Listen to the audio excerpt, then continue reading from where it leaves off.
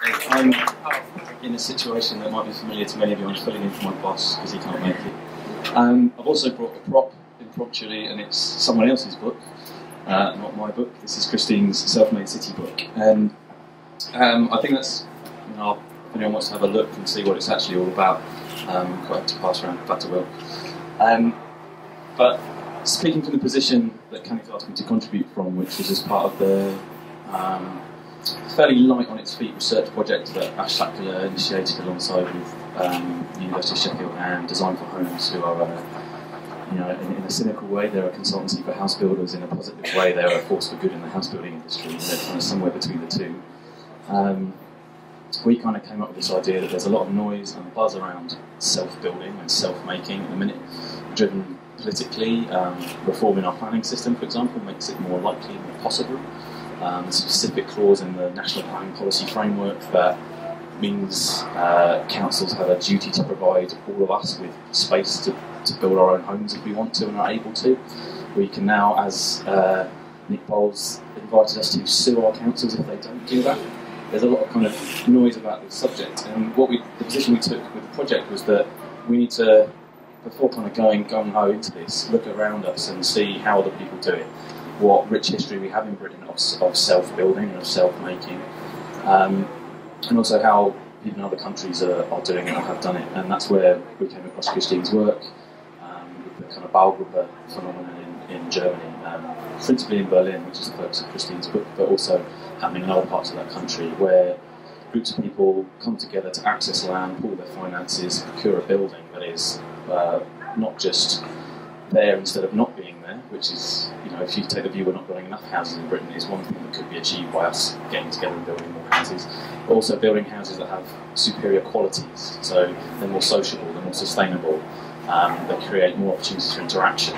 These kind of qualities are what Christine's work has done really well in revealing and pulling out and finding a language to talk about that kind of thing in relation to development economics, in relation to motivation, why you might engage in that kind of project.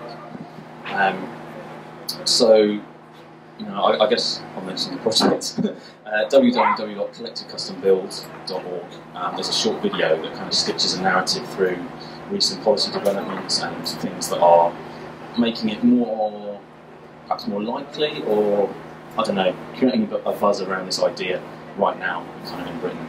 And as a result of doing that very short 6-month project, where working with Ash Sackler, we produced the website and this video. We kind of also created a kind of brand or an idea, an identity through which people have come to us, and that's principally to do the way that Kenny really energetically organises things like this. Getting people together under one roof to talk about things or meet each other.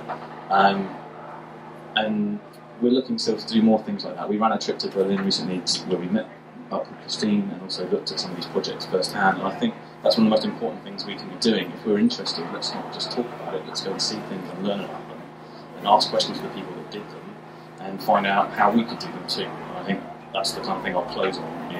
Could you talk just a bit about Sheffield and the fact that you're actively looking for land? So I don't know if you could hear Kenny just asked me to talk a bit about Sheffield and how there are initiatives in that city that are actively looking for sites and lands.